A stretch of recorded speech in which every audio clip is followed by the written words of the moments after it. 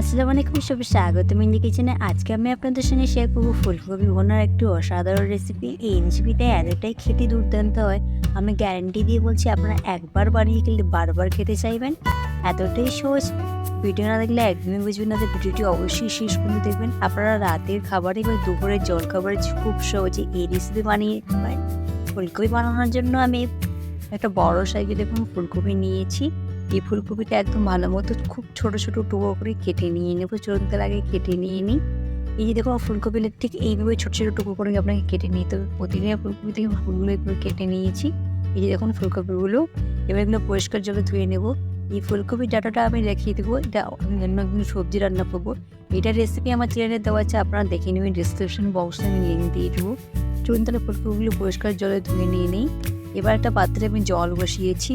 জলে দিয়ে দেবো স্বাদ অনুযায়ী লবণ, দিয়ে দেবো একটু হলুদ গুঁড়ো, আর দিয়ে দেবো একটু আদা রসুনের পেস্ট। এবং এই জলে এবার ফুলকপিগুলো সেদ্ধ করে নেব। আপনারা ফুলকপিগুলো এইভাবে একবার বাড়িতে সেদ্ধ করে দেখবেন, টেস্ট হয় এবং ফুলকপির মধ্যে খুব ভালোভাবে মশলা এড হয়ে যায়। আমরা সাদা জলে সেদ্ধ করে নিয়ে নিই, তবে এইভাবে সেদ্ধ করলে মশলাগুলো ফুলকপির মধ্যে খুব ভালোভাবে অ্যাড হয়ে যায়।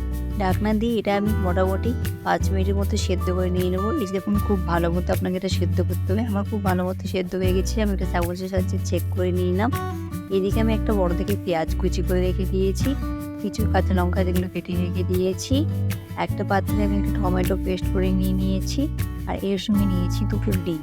এবার বলি ডিমের পরিমাণটা আপনাদের খুব বেশি দিতে হবে না, ফুলকপির পরিমাণ ডিমটা নেবেন। আমার ফুলকপি ওই জন্য আমি 2টো ডিম এড করলাম এখানে। প্রথমে কড়া বসিয়েছি, কড়াতে আমি সাদা তেল দিলাম। তেলের মধ্যে দিলাম জিরেটা গরম হয়ে গেলে সেখানে দিয়ে দেবো পেঁয়াজ কুচিগুলো। আপনারা চাইলে এখানে সরিষার তেলও অ্যাড করে দিতে পারেন। পেঁয়াজ কুচিগুলো লাল লাল হওয়া পর্যন্ত ভেজে নেব। প্রথমে পেঁয়াজ কুচি একটু হালকা করে ভেজে নিয়ে নেবো 1 মিনিট ভালো মতো ভেজে নেওয়া। এরপর দিয়ে দেবো কাঁচা লঙ্কা।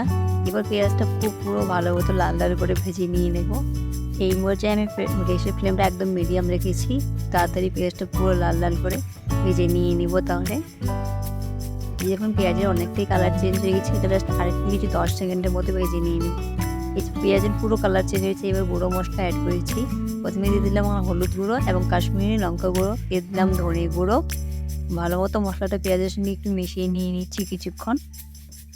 ভালো মতো মিশিয়ে নিয়েছি। এবার টমেটোর পেস্টটা দিয়ে দিব। টমেটোর পেস্টটা দিয়ে ভালো মতো কষিয়ে নেব। টমেটোর কাঁচা গন্ধ যাতে একদমই না থাকে, সেই জন্য ভালো মতো কষিয়ে নেব। আপনারা হয়তো লক্ষ্য করলেন আমি এখানে আদা রসুনের পেস্ট দিলাম না।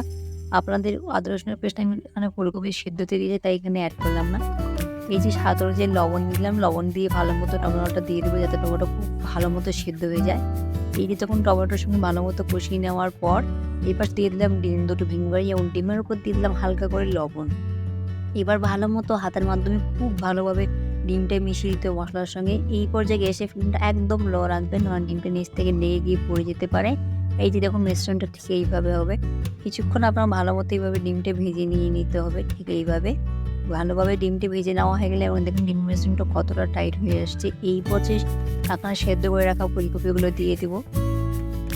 এবার ফুলকপির সঙ্গে আঁচটা লোয়ে রেখে ভালো মতো মশলাটা মিশিয়ে নিয়ে নেব। প্রথমে মশলাটা ভালো মতো মিশিয়ে নিচ্ছি।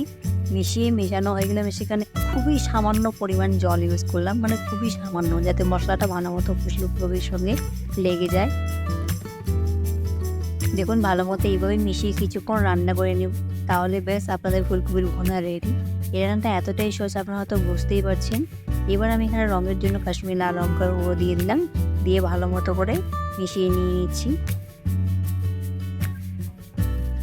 খুব ভালো মতো মিশিয়ে নিয়ে নেবো। কিছুক্ষণ মিশিয়ে এইভাবে ভেজে নিয়ে নেব।